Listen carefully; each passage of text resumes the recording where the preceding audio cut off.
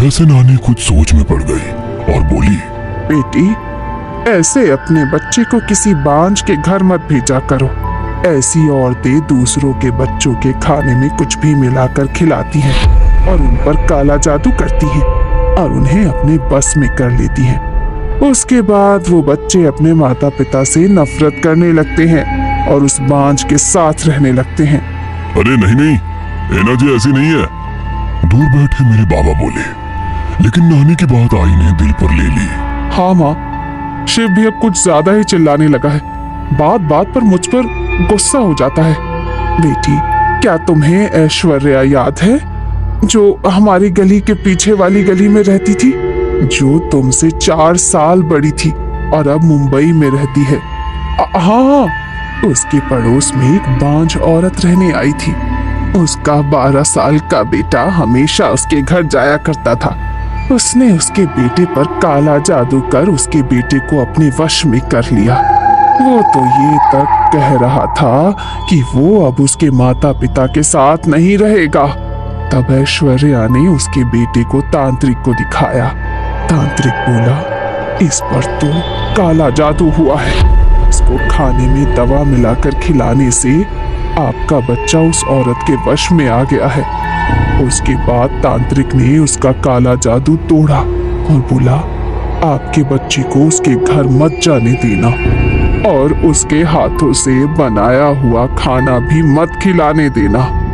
ऐश्वर्या ने अपने बेटे को बहुत संभाल कर रखा, लेकिन एक दिन वो चुपचाप उस बांझ औरत के घर गया और उसने ना जाने उसे क्या खिलाया।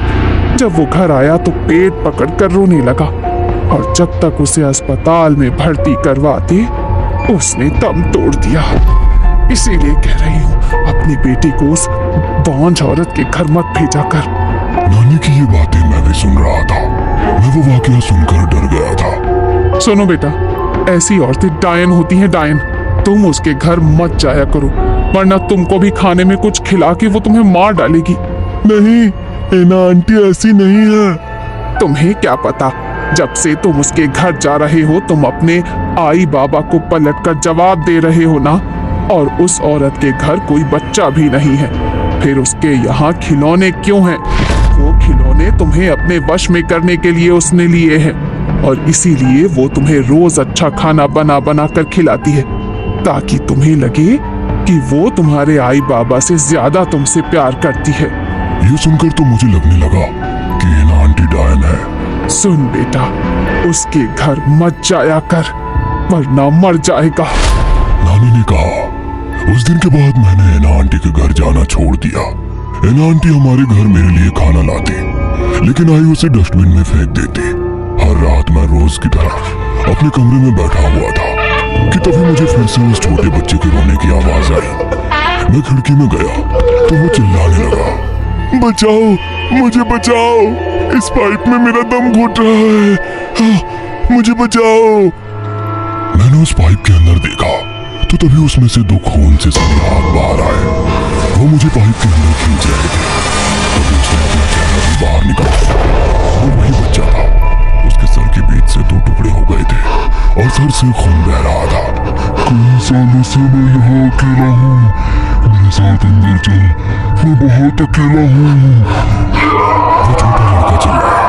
मैंने जैसे तैसे मेरा गला उसके हाथ से छुड़ाया और भागते हुए अपने कमरे में गया। मैंने मेरे कमरे के दरवाजे खिड़की बंद कर दिए और बेड के नीचे सो गया। मुझे समझ आया था कि वो कोई आत्मा या भूत है, लेकिन मुझे हैरानी इस बात की हो रही थी कि ये मैं पहले क्यों नहीं सोच पाया। दिल चाहता था कि अभी जाऊं और आई बाबा से कह दूं कि उस पाइप में भूत है, लेकिन मैंने एना आंटी से प्रॉमिस किया था कि ये बात किसी से नहीं कहूंगा, क्योंकि मुझे डर था कि अगर मैंने प्रॉमिस तोड़ा तो एना आंटी मर जाएंगी। उस रात के बाद हर रात को छोटा बच्चा मेरे कमरे की खिड़की के बाहर रोता था। उसकी आंखों से खून के आंसू बहते थे। मैं उससे इतना ज्यादा डर गया था कि मैंने अपने कमरे में सोना ही छोड़ दिया। मैं नानी के साथ उनके कमरे में सोता, लेकिन एक दिन नानी मुझे मेरे ही कमरे में सुलाकर चली गई। मैं सो गया, लेकिन रात को उस बच्चे की आवाज सुनकर मैं नींद से जाग गया। मैंने खिड़की की ओर देखा तो खिड़की खुली थी, लेकिन आज उस बच्चे के रोने की आवाज खिड़की के बाहर से नहीं बल्कि अलमारी से आ रही थी। मैं बेड से उठ गया कि तभी उस अलमारी का एक दरवाजा खुल गया और ना चाहते हुए भी मेरी नजर उसके अंदर चली गई। उस अलमारी में वही बच्चा खून से सने हुए हालत में पड़ा हुआ था। उसका सर उसके कंधे पर टूट कर पड़ा था। ये देख मेरी चीख निकल गई और मैं दरवाजे की तरफ भागा, लेकिन हैरानी की बात यह थी कि वहां पर दरवाजा ही नहीं था। ये कैसे हो सकता है? दरवाजा यहाँ से कहाँ चला गया? मैं घबराते हुए बोला कि तभी अलमारी से वो बच्चा नीचे फर्श पर गिर गया। पूरे फर्श पर खून बह रहा था। उसने अपनी हलचल बंद कर दी थी। पानी पानी पानी, वो तड़पते हुए बोला, लेकिन मैं फिर भी वैसे ही खड़ा रहा। लेकिन वो फिर से पानी मांगने लगा और मैं पिघल गया और मैं टेबल से पानी की बोतल उठाकर उसके पास चला गया कि तभी उसने मेरा हाथ पकड़ लिया और ही करते हुए हंसने लगा। ये बस उसकी साजिश थी। उसने मेरे बाल पकड़ लिए और मुझे फर्श पर से घसीटते हुए खिड़की की तरफ ले गया और उसके बाद उसने मुझे खिड़की से बाहर फेंक दिया। मैं दूसरे माले से सीधा जमीन पर गिर गया। शरीर दर्द कर रहा था और मुझसे हिला भी नहीं जा रहा था। उसने भी खिड़की से छलांग मारी और एक बार फिर मेरे सर के बाल पकड़कर मुझे घसीटते हुए उस पाइप के पास ले गया। वही पाइप जो दिन में गायब हो जाता था और रात में दिखाई पड़ता था। उसने मुझे उठाया और उस पाइप में फेंक दिया।